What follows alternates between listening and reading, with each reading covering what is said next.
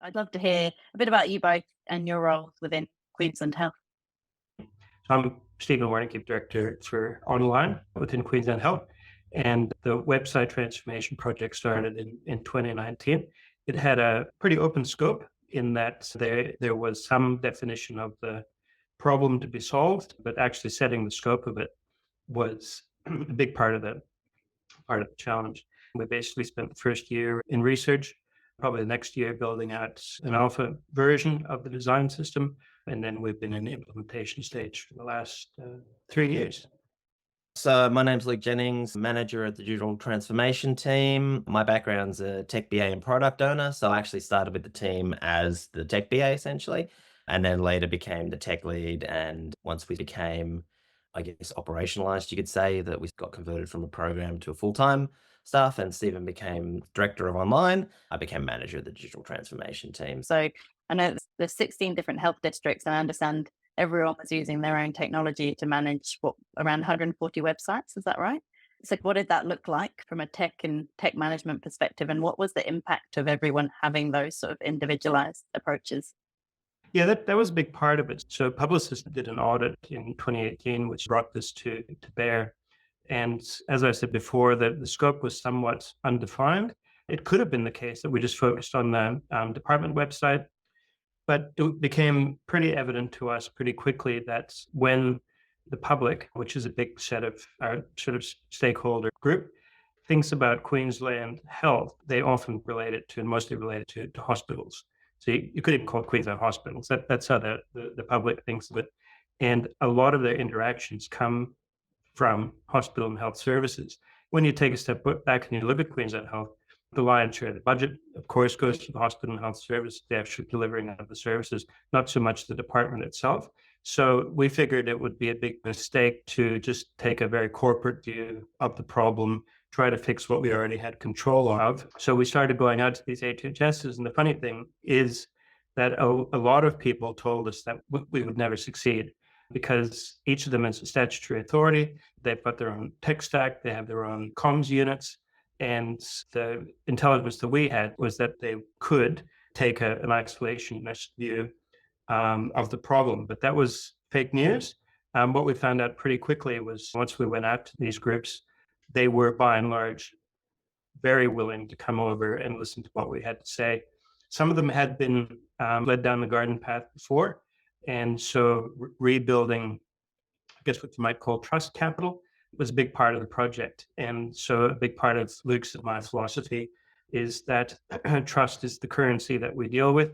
And the same in your business. It's all about demonstrating what you're going to do and what you are doing rather than just talking about it. And so our approach was to gather sort of quick wins, demonstrate by doing, consult widely, early and often.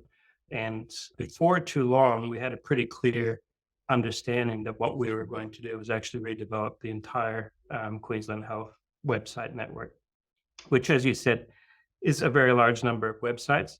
Depends on how you count them, definitely over 100. But the ones that matter, that are most relevant to the lion's share of users, is probably 50 or so.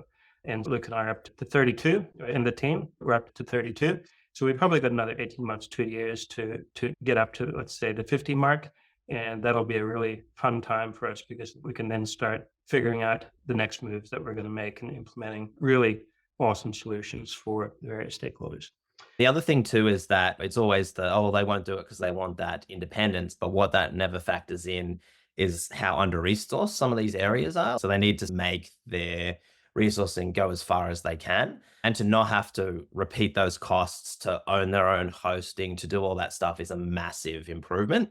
So that was probably one of the big things. And in terms of that technical stack as well, there was a lot of different platforms for websites. So there was your big share of WordPress and Drupal sites, often not supported by tech staff or vendors. Like it might be a publisher at that end. It might have been somebody who came in for a period of time and who was quite technical and quite good with CMSs. Maybe they worked at a small agency before and they set everything up. It's great, but then they move on to other challenges and somebody else takes it on who's a pure comms person. And they're like, what do I do now? Our website just broke, or we installed a new plugin in WordPress and it broke, or it got hacked, whatever it is. So that was one of the other key factors. And all of that is inefficient for the department financially. It's risky from a risk and reputation perspective. And it affects that digital ecosystem because everything is different. You quickly worked out what you needed to do. What were the goals? What did you ultimately want to end up with? There was the motivation of consolidation from a technical perspective and de-risking. So that's a huge factor. Consistency of user experience was one of the other pieces that, stuff that came out of that publicist research. There was a lot of stuff around the technical consolidation and moving stuff into a single platform. There was also consolidating the user experience as one of the key pillars. And then some of the other things were taking a customer first lens and developing more task-based content. So that's where our work moved into what are we trying to do from a brand and technical perspective? What are we trying to do from a content perspective, thinking of content as a product? And yeah, just the pure technical side of things. Those were the sort of key factors for the design system as well, was to look at how other jurisdictions handle this and how do they create that sort of seamless sense of being one ecosystem. And one of the things that came out of that was really an early realization is that Queensland doesn't have a design system. And nearly every other state had a design system. The leaders globally, like UK government, had design systems, obviously. At the time, there was the federal government DTA design system. So those were all sort of things that we noticed. And when we're looking at, we have to transform minimum of 50 up to 140 and adding all the time sites, it very quickly becomes a question of how do you do this? And without a design system, the answer is either you can't, or you'll do it very poorly, or you do it very slowly. And none of those were on the table for us. We needed to do it, relatively quickly to demonstrate those wins that Stephen mentioned before and build that trust. So the only choice was to implement a design system, which just obviously made perfect sense. But the challenge for us then was to tackle that question of, well, what do Queensland think of it in general? Yeah, that's really interesting. Once the penny dropped with us about the design system, we did a lot of work on brand architecture. And it's funny, the brand architecture, we took a solar system model whereby the state government is the sun. And then the next planet out is, let's say, the departments. And then after that, we've got HHSs. And after that, we've got maybe campaigns. And after that, you might have a standalone site. And so the further you get away from the sun, the further you are from having to follow very strict rules about lockups with a crest and so on. And what it did, that approach, once it was documented and socialized, was extremely successful. I was never in a situation where I had to sort of labor explaining it to people.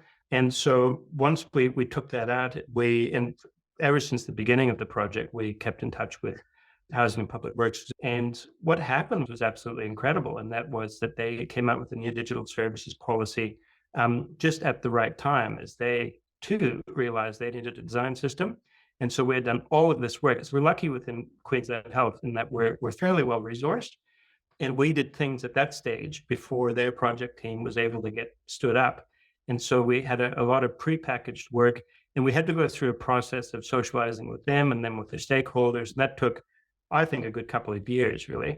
But we're so fortunate in that we're at a stage now where the two concepts, the Queensland Government Design System and the Queensland Health Design System, have now merged into one. My team has been really involved and very generous with their time because they could understand the big picture. And that's how we designed it. Initially, the last thing I wanted to do was build a solution for Queensland Health. And then 3 years later, have the state government come along and say, guess what, guys, it's inconsistent with this new plan. So what we did was we actually worked with them to involve the bigger picture, and everything we did with the design system right from the very first iteration of it started with the state government, and worked out from there. So it was just a series of fortunate events that's got us to this point now where the state government is now really leading the Queensland government design system and implementing it into a broader suite of strategies. It sounds like it was good timing, but obviously there was faith in your team to be able to do it. And like you say, you were at the forefront of that thinking. I was going to say, there's a couple of pieces to that. As Stephen mentioned before, the thing we were quite lucky with is that our executive were very, very generous with our time. And it meant that essentially everything we built, we always designed it with whole of government lens. So there was a bunch of stuff we did to sow the seeds and set the grounding and make sure that what we did could be picked up and used. And then one of the things we did at a certain point in time was start working in the open. That's one of the new principles of the digital service standard as well, is release your source code, work in the open.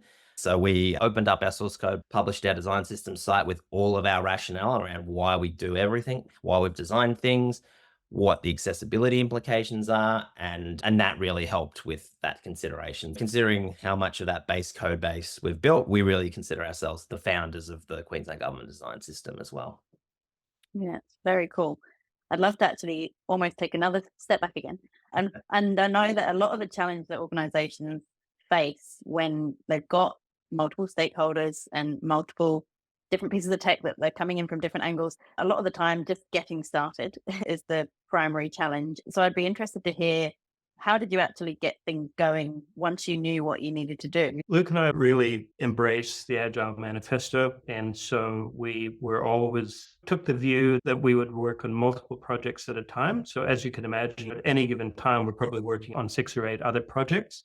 So I suppose one of our strategies is to have multiple approaches simultaneously. Another strategy that we embrace that works really well is if you encounter a roadblock, rather than that let you slow everything down, we would just go around it. So if we encountered a stakeholder that was giving us difficulties, or somebody who did not want to follow the way that we wanted to do things, we would just leave them alone. And more often than not, 12 months, 2 years later, we'd be able to circle back and do it anyway. And so we weren't delayed at all. And we just continued to make progress. We went from one to the other until we got to a point, probably at about website number 12, where our track record was good enough that we could convince almost anybody to get on board. A big part of what we do is in consultation. We run an advisory group, which is very broad. So we've got representatives from multiple stakeholder groups. We've got consumer representatives, we've got HHS representatives, people from the department, and so on. So we continue to showcase what we're doing there, take input from them as to what's important. And we've got a steering committee as well that we showcase to them, and make our decisions jointly on what the priorities are.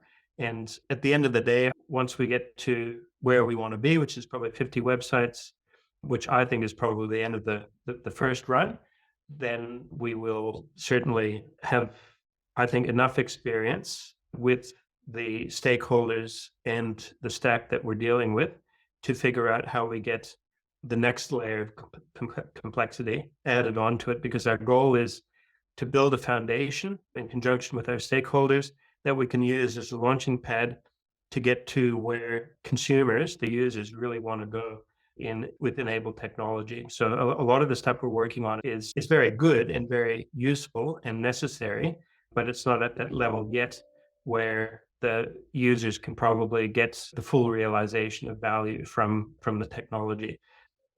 It sounds like there's a lot in the pipeline as a result of this kind of initial piece of work, which is exactly what you want to happen, right? I know obviously you've worked with Squiz, but have there been other organizations that you've partnered with to bring it to life? Yep, Folk, right? So Folk is a design agency out of Sydney, and we had really good success with them. And I'm very grateful to their assistance and professionalism. So certainly they were. And then along the way, we also intersected with accessibility testing firms. And also we do regular security audits as well. So we use security testers, cybersecurity experts for our peace of mind. And then, of course, there's you guys, Squiz. On that note, let's get on to talking about how you've partnered with Squiz. So I'd love to hear about the operationally how you've worked with our team, but also obviously the tech that you've used to be able to bring this all together. I'll just start just by saying from a big point of view. So Squiz was the incumbent content management system when I joined and when this project started. So that was already the department website and also the intranet where it was Squiz. We made our inquiries and so on, and chose to stick with Squiz. And we've just recently entered into another agreement with Squiz, see us through to 2028, which gives us a lot of certainty. And the newly transformed websites have all been moved over to DXP. And the state government also mostly uses Squiz. And that's part of the reason why we chose to stay with it, because it gives us that critical mass of talent. And also that we didn't see any point in deviating from that platform. In terms of the process of working with Squiz, so it's been a great partnership, a great way of working. From the beginning, we worked as a combined development team. So we had source developers internally to start with, one initially, and now we've got two, and a tech lead. Uh, but we needed to be way more agile. We needed to evolve and build all the time. And that sort of old process of here's my spec, build it, I'll test it, just wasn't going to work. So we quickly settled on a more collaborative way of working. So we work from the development perspective, out of the Squiz Jira instance. We log all our tickets and build together out of that system. We do all our releases and stuff as a body together. So essentially, we've comprised our own development team out of Squiz and Queensland Health resources. And from a development perspective, we don't really think about the difference between the parties. We're all just an agile team or an agile squad, essentially. So that was probably a key thing. And it meant that we could then be like, okay, what are the next sprints tickets, instead of having to think way ahead and therefore losing the ability to tweak and evolve and learn and plan out. Otherwise, the risk with doing that would have been that you would have had 6 months of BA activity. It would have been classic waterfall before you actually developed, and it just wasn't feasible. So that was key in terms of how we worked with Squiz. And there were certain roles that needed to be there to make that happen. BA role was one of those. The actual developers and really engaged team on our side that were able to test was a huge factor. In terms of the tech stack itself, obviously we use Squiz Matrix. So we wanted to get onto DXP as early as we could, which we're now on as well, and learn on that platform, which has been great. We use Funnelback for search, not just for search though. We use Funnelback push collections to power some of our products, like our newsroom and parts of our service finder, our resources product as well. So we build out some core products that apply to different websites. And lastly, we picked up Data Store early on as well, because we needed a sort of a database system for our service finder product that could drive content more dynamically. So again, that was an experiment for us too, because it was quite early on in the Data Store product, but it's proven great product, really stable, and met all our needs. So that's how it worked in terms of the Squiz stack stuff. Very early on, one of our other key focuses was to reduce the reliance for the entire organization's individual websites on developers. So we wanted to make everything we did publisher friendly. So it was really simple, firstly, for our team to configure a new site very quickly. And then publishers could create pages and add really simple components to the page to comprise these advanced, consistent user experience looks. So that was something that we took that lens from the very beginning to make it so that now we can build websites so quickly, especially when we have, and we do have a lot, rescue missions, as Stephen and I like to call it, that pop up where somebody has been in trouble with a WordPress site, or there's some sort of ministerial thing and they need help quickly. And we're able to spin up a site so much quicker than previously or in other circumstances, and get content in there quickly and to a respectable level pretty quickly. So that was our other key focus, and why Matrix has been good was that it did allow us to build that real simple publisher friendly functionality. Did you have a core set of priority components that you kick things off with, but are you evolving that over time? How have you tackled that? That's actually a good one, because we learned the lesson from the DTA of they really built the core and then stopped. But we noted that, and really that DTA base was probably our base set of components for the design system anyway, because we took the initial code and worked from there. The design system in general uses a principle called atomic design. So it has these base components that you need to make the atoms that form the larger components. And the good thing about that is whatever you build, when you make updates, it flows downstream. So if you change your link styles and your text, everything just changes downstream after that. So it's new looking at other design systems, how they worked and how they needed to work, which really, it was almost implicit really, or implied what components you needed to do to work from there. So we laid those ones out and built them up initially and tested on those sort of smaller sites, as Stephen mentioned. And from there, we just built sites and learned. We have a bit of a relentless approach to delivery in that, as Stephen mentioned before, we had a lot of leads to start with. So we just pushed through, really, just had a relentless focus on building, worked closely with the stakeholders, and just pushed through any problems we had and started delivering things. So once we had that first HHS website, which was Cairns and Hinterland, that's where we got a huge amount of learning on the extra components that were required. It also was really that lesson that we needed a service finder product, which was based off of some of the initial research that had happened.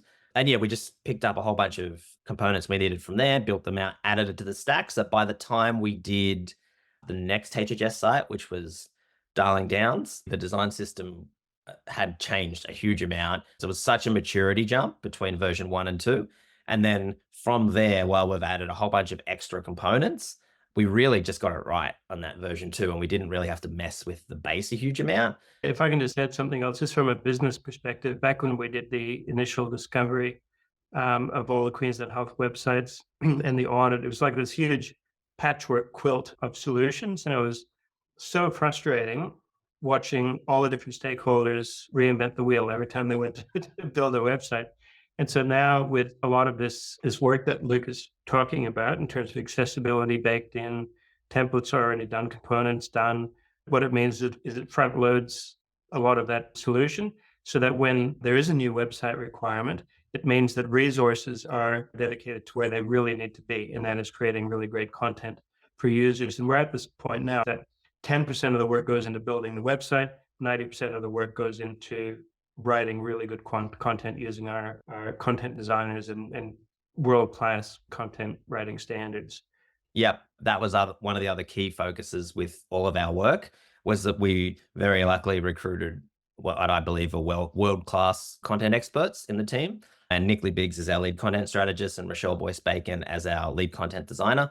Were just instrumental in that, had a lot of experience from university and federal government sectors, and had learned from the best in the industry, as we all know, which was UK Gov, and their approach to content design in writing user-first content, task-based content, being able to make use of stuff like the Australian government style manual and not reinventing the style manual wheel and spending a whole bunch of time on that, and writing to the appropriate reading levels, a minimum of grade 7, 8 if we need to, and using the tools that really work through that, tools like Visible Thread that really let us understand how the writing works and iterate a lot, and building those processes into our team. So that's the thing that they were able to do really well. And something that I've learned as I've become the manager of digital transformation and not just the tech side of things is the importance and the beauty of content. I always knew it, but it's becoming entrenched in it. You appreciate it even more so, and being responsible for how those teams deliver.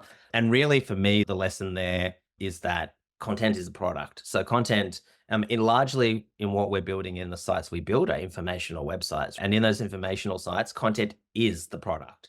And the content we write is for a purpose. As we mentioned before, it's user first. It speaks to the audience in plain language, in a conversational tone, the way you would in a barbecue.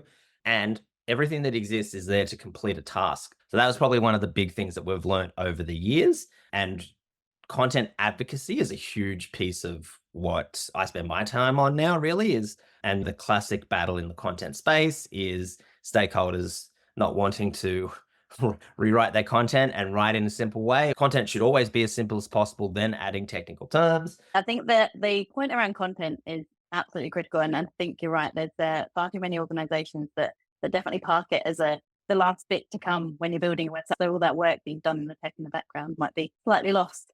There's also a really important conversation, I think, to be had around the kind of intersection between UX and dev work. How have you managed that throughout the process? That was probably it's a great question. One of the key pieces in terms of how we work is UX being absolutely baked into the process. We were very lucky to bring across a graphic designer in the creative team, Kenny Hilton, who's our UX lead now. He was actually instrumental in creating the brand architecture, and everything he designed was that whole of government brand architecture. And he was one of the leaders in, we have to design the master brand, we have to design the sun. So Kenny was in that sort of role and established the brand architecture and the building blocks of the design system. And then we were very lucky to be able to add him into the team quite early on.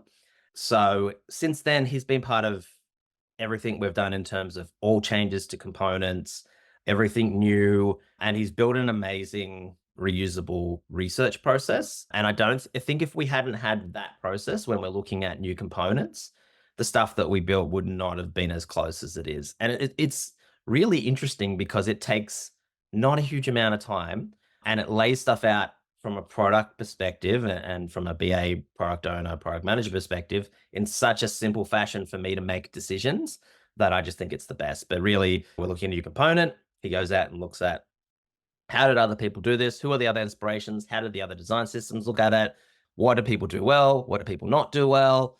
What could we do? Here are our options. Here's a recommendation. And it's just something that Kenny has created as a reusable process, and we've been able to give to other designers to follow the process, which has been amazing. I've seen very few people do that conversation before, that dev perspective to design perspective. So that was a focus, getting the guys working together. And then when we get it back, Kenny does a design review of whatever is built. There's always a round of changes while we perfect it. And it means that whatever we roll out, by the time we roll it out, is spot on, looks great. And the good thing about that process too is that sometimes we'll pick something up at that stage and we're like, this isn't quite hitting the mark. Now that we see it built, you can do as much design and prototyping as you want, but sometimes stuff just feels different on a screen when it's built and you're using it. So sometimes that also lets us be like, we need to redo this, loop back around, do our process again and feed it in.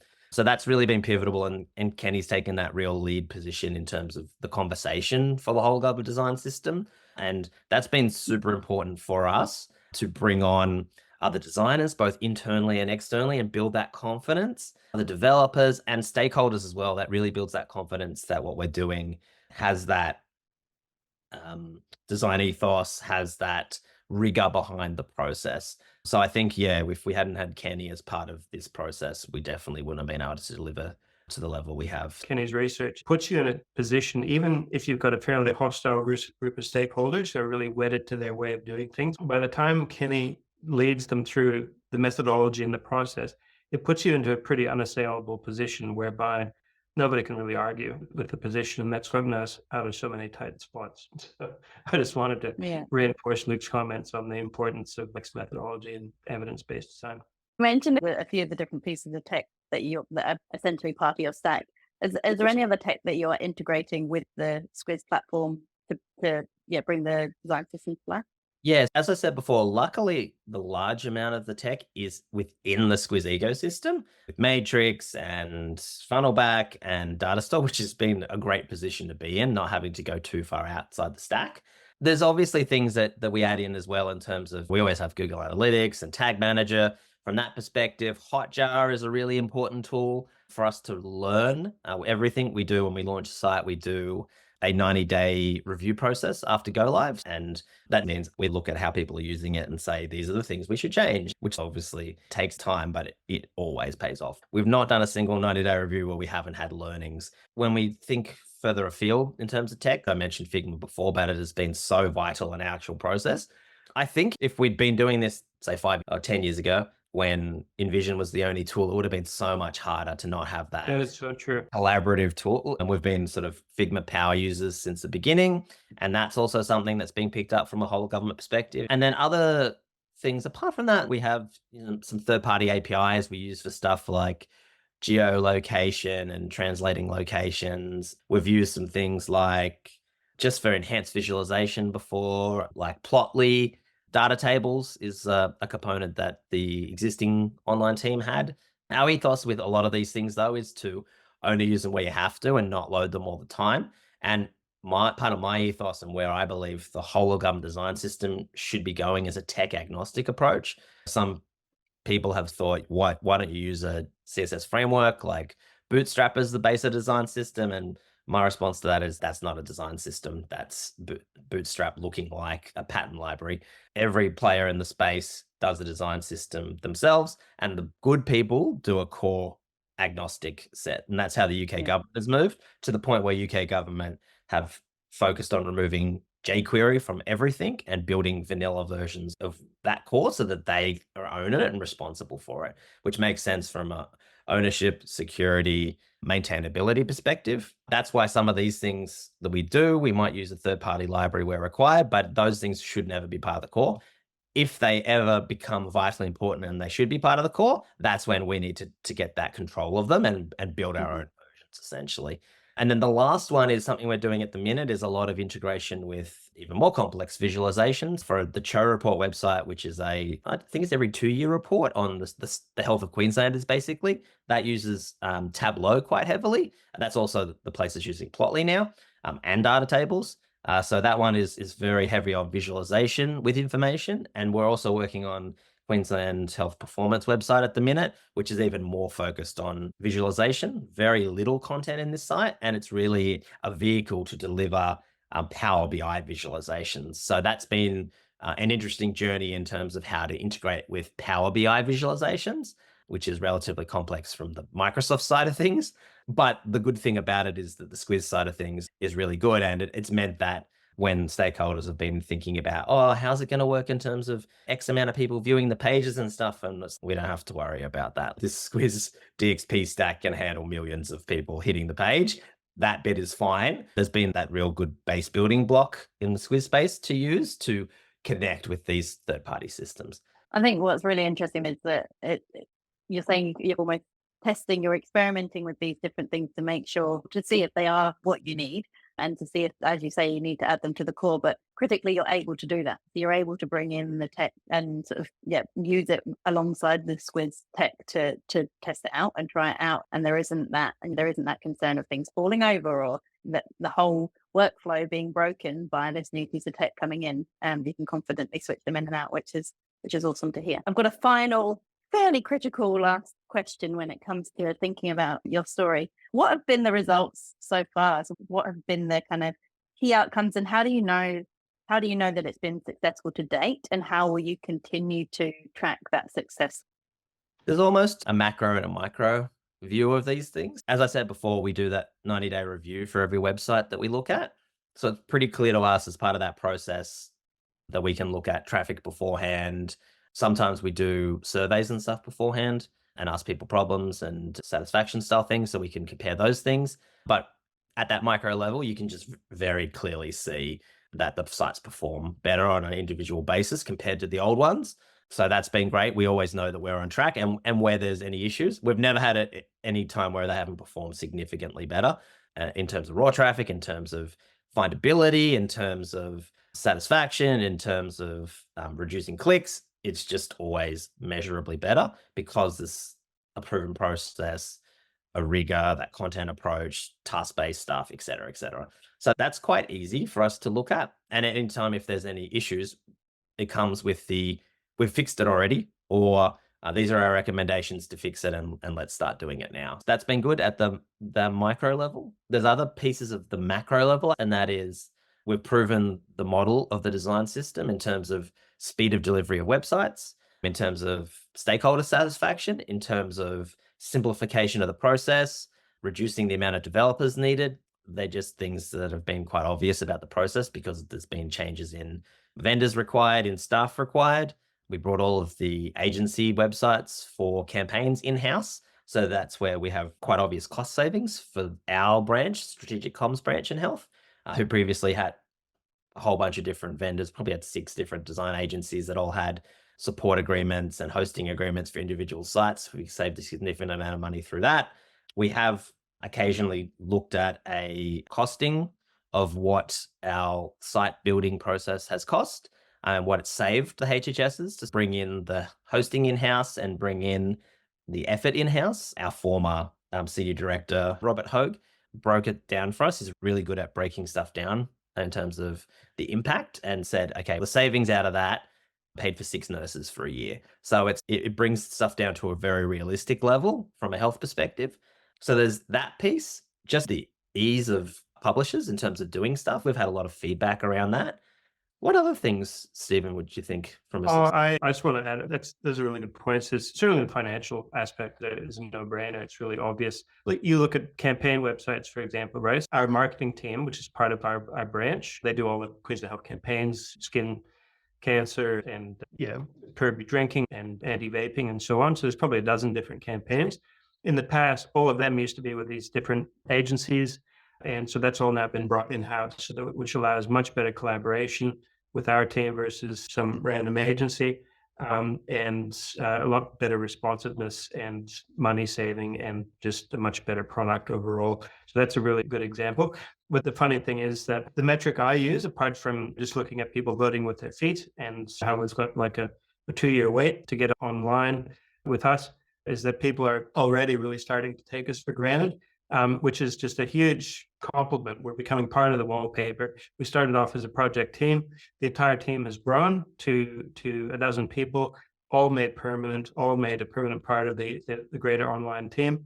And awareness, it's taken really quite a long time for awareness of what we do to seep out into the broader system. Because believe it or not, everybody goes around thinking about digital all day like we do. They, they've got the nerve to think about their other problems, but we've now permeated, I think, awareness to the point that we help business units out there in the broader system not make bad decisions. And we can come in, and as Luke says, we got rescues, we got side quests that crop up, and we have to prioritize them. But yeah, the biggest compliment that I take is that we've been normalized now, which is absolutely necessary. The world is becoming more digital every single day. And if Queensland Health can't do it, I don't think anybody can, because we've got the resources, we've got the complexity that needs addressing. And it's just really gratifying to see that we're becoming a normalized way of doing things that's laddering up to the state government. And that's probably the last bit that I did miss, is the other agencies now wanting to pick it up, coming to us directly, coming through the core QGDS product team, QGDS Queensland Government Design System, and also coming through Squiz and saying, can we use the Queensland Health based templates? That's just been accelerating. So that's really gratifying. And that's probably that last measure of success that I can see, is it being picked up and it being really helpful to our peers. Such a compliment, as you say, the ultimate compliment, that everyone wants to use it and is seeing success from it. I did want to pick up on one other thing that you said at the beginning around the trust aspect and how important that is to you both personally as well. Because I think as a couple of the things that have come up as you've been talking around accessibility and I guess security and data security are probably two things I'd imagine that have been really impacted by having this design system in place. Yeah, absolutely. That's probably one of the key things in adopting the design system, people, is knowing that there's a thing that's gone through a lot of rigor, testing, use, and accessibility testing. And it just we need to keep testing all the time. There's new policies for whole government in Queensland government around accessibility and how we report on that as well. And for us, it's the responsibility to deliver a product that works for people is something that we think about all the time. And that accessibility testing is the way to demonstrate that. There's always stuff to improve because we're always building new things. So it's always a commitment. We never feel like that is something we don't want to do. We're really passionate about that. And we think about it in everything. We think about it from the technical build. We think about it from the content perspective. I think about it as I have friendly arguments with people on a weekly basis about why reading level is important and the need to advocate. And that's why we need to do more in terms of that upfront advocating of those things. And it all links back to what you said. Trust is our currency. And it was really interesting when Stephen mentioned that before, was that he was talking about the internal lens as well. And I almost sometimes forget that, in that when I'm talking about it, I'm often talking about the product and the external lens, but it applies to both sides. Trust was our internal currency, and that's what let us get to this stage. And trust is how we demonstrate what we're doing and work with the stakeholders. And it is also, like, it'd be the tagline for our team if we had one, because it is also what's so important with everything we do in terms of user experience. Trust is the currency. The most important thing for government websites is that people trust them and people expect the information is trustworthy and presented and they can understand it. And that's why I bring it up a lot with trust, rigor, and respect, that you don't just build flashy things for the sake of it. So yeah, we always try and really focus on not taking that for granted and not doing anything that sabotages that trust. And that's why we sometimes have to have these sort of friendly debates with people around, this is the reason why we need to do these things.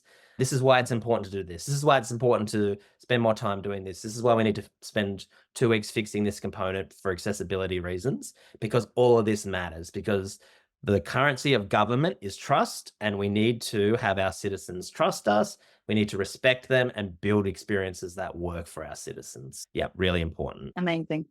Thank you so much. This has been an incredible conversation and you've really shared so much. I really appreciate it. So thank you so much for taking the time, gentlemen. No worries. Thanks for having us. Our pleasure.